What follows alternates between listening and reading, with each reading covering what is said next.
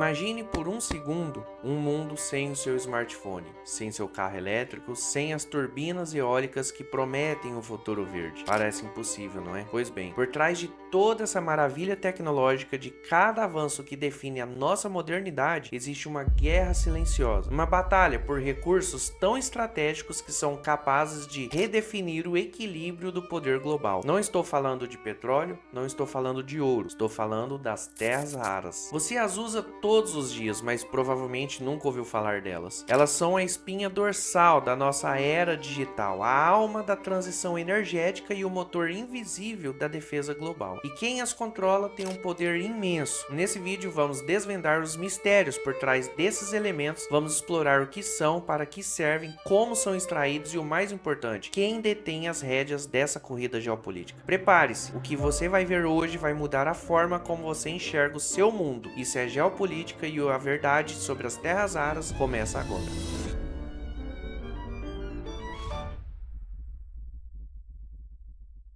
Então, o que exatamente são essas terras raras? O nome já engana. Elas não são tão raras no sentido de serem escassas na crosta terrestre. Na verdade, alguns elementos são mais abundantes que o próprio ouro. A raridade aqui está na dificuldade de encontrá-las em concentrações e principalmente na complexidade de extrair e separar esses 17 elementos químicos. Sim, são 17. Eles são um grupo de 15 elementos chamados lantanídeos e mais dois outros elementos, que é o escândio e o ítrio. Todos compartilham propriedades físico-químicas únicas, como magnetismo, luminescência e condutividade elétrica, que as tornam insubstituíveis em inúmeras aplicações de alta tecnologia. Pense neles como super ingredientes secretos que dão superpoderes aos nossos eletrônicos. Dos 17 elementos, alguns se destacam pelo seu papel estratégico. Vamos a eles. O primeiro é o neodímio. Este é o rei dos ímãs superpotentes. Se você tem um fone de ouvido sem fio, um motor elétrico no seu carro ou uma turbina eólica, o neodímio é o que está lá dentro, gerando campo magnético que faz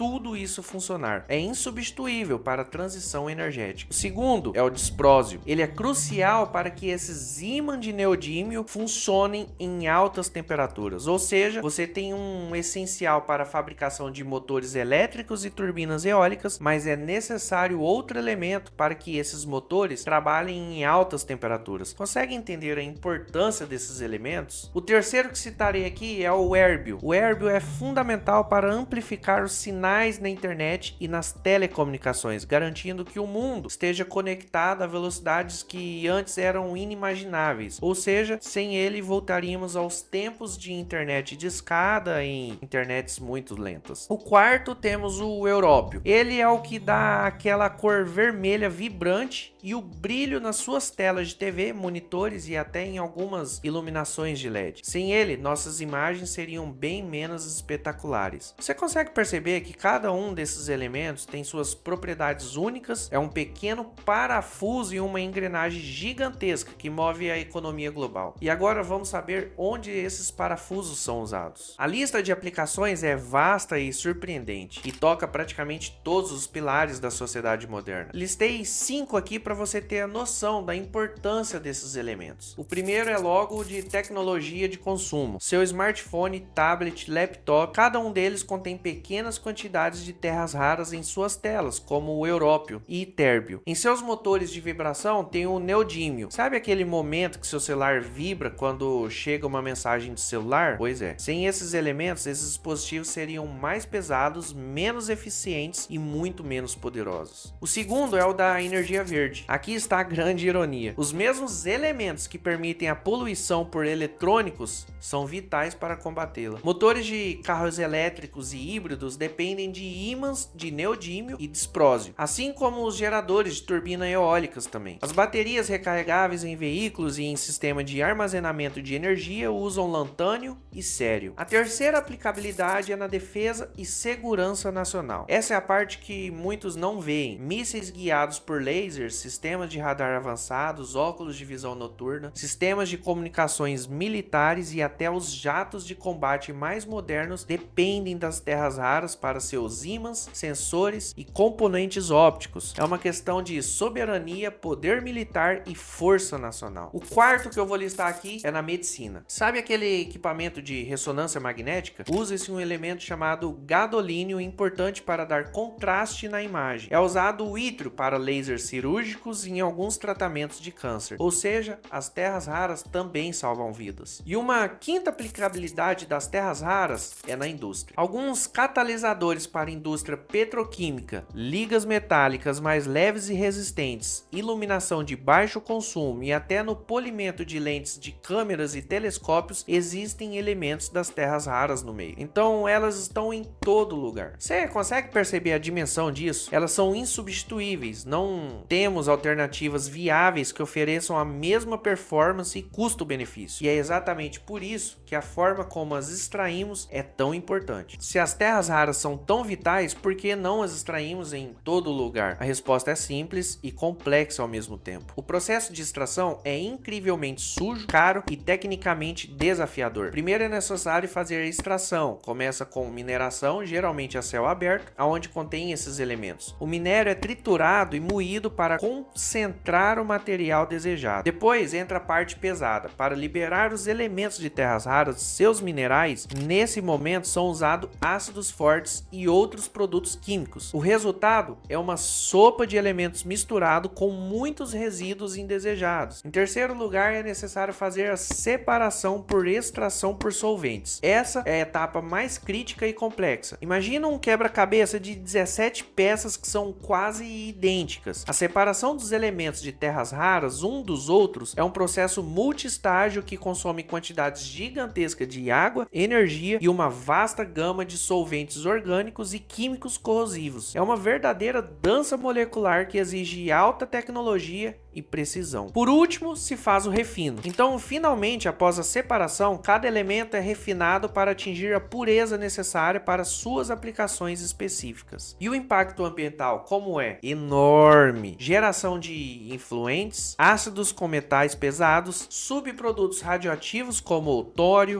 contaminação do solo e da água. É um legado ambiental pesadíssimo que muitos países ricos preferem terceirizar para nações com regulamentações mais flexíveis ou menos poder de barganha. E essa terceirização nos leva diretamente à geopolítica. Agora chegamos ao coração da questão, geopolítica. Quem tem essas terras raras e, mais importante, quem as processa? Dados de reservas e produção podem variar ligeiramente dependendo da fonte e do ano, mas a ordem e a dominância chinesa são consistentes. Vou usar dados de referência como os da USGS, que é o órgão do Serviço Geológico dos Estados Unidos, para poder ilustrar essa magnitude. Em primeiro lugar está ela, a China, com reservas de aproximadamente 40 milhões de toneladas métricas do material, cerca de 38% do total presente no mundo todo. Sua produção em 2022 e 2023 era de cerca de 140 mil a 160 mil toneladas, mais de 60% da produção global do minério. A China controla mais de 80% de todo o processamento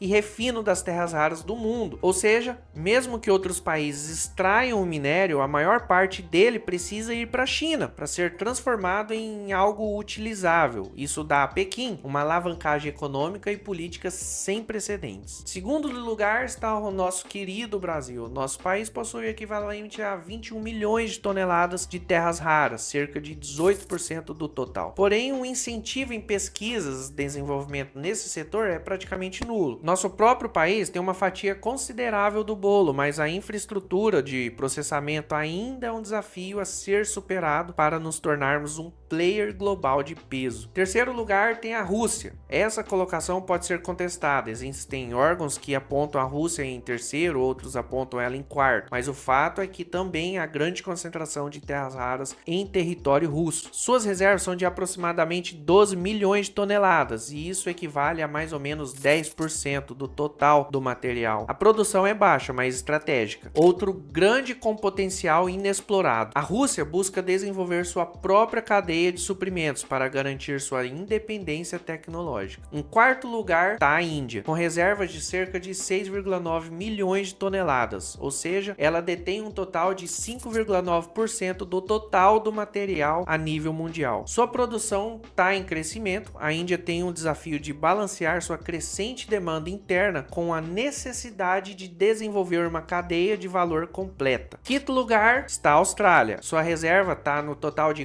4,1 milhões de toneladas e equivale a 3,5% do total do material a nível mundial. Sua produção chega a cerca de 18 mil toneladas. A Austrália é um ator importante com minas ativas e parceiras com o Ocidente para diversificar o fortalecimento do minério. Em sexto lugar está o Vietnã, com aproximadamente 3,5 milhões de toneladas do material. Sua produção é baixa, mas com potencial de crescimento. Um gigante adormecido, com vastas reservas ainda inexploradas, mas em busca de investimentos e tecnologias de processamento. E em sétimo lugar aparece os Estados Unidos. Eles contam com uma reserva que chega a 1,8 milhão de toneladas, ou seja, cerca de 1,5% só. Sua produção é de cerca de 43 mil toneladas, com esforços para revitalizar a produção doméstica. Os Estados Unidos estão correndo para reativar suas próprias minas e desenvolver tecnologias de processamento para reduzir sua dependência ao mercado chinês. Um ponto crítico de vulnerabilidade para sua indústria de defesa e tecnologia. A mensagem é clara: embora as reservas estejam espalhadas, o gargalo não está na extração, mas no processamento. Essa dominância chinesa não é acidental, é resultado de décadas de investimento estratégico e de aceitar o custo ambiental que outros países não quiseram. E isso, meus amigos, lhes confere um poder de barganha imenso em qualquer disputa comercial ou geopolítica. As terras raras não são apenas elementos químicos em uma tabela periódica. Elas são a base invisível de tudo que define nossa era, da comunicação à defesa, da medicina à energia. Elas são, em essência, a espinha dorsal do nosso futuro. A dominância quase monopolista da China no processamento dessas terras não é apenas uma vantagem econômica, é uma ferramenta geopolítica poderosíssima. Em um mundo onde a tecnologia avança a passos largos e a busca por fontes de energia limpa é uma prioridade global, a posse e o controle dessas terras raras se tornam mais valiosos que o próprio ouro. Países ocidentais liderados pelos Estados Unidos estão desesperadamente tentando diversificar suas cadeias de suprimento, reabrir minas e investir em novas tecnologias de processamento, buscando uma autonomia que lhes foi tirada. Mas essa é uma corrida contra o tempo, com desafios enormes ambientais, tecnológicos e financeiros. A guerra pelas terras raras é silenciosa, mas suas consequências são palpáveis em cada chip,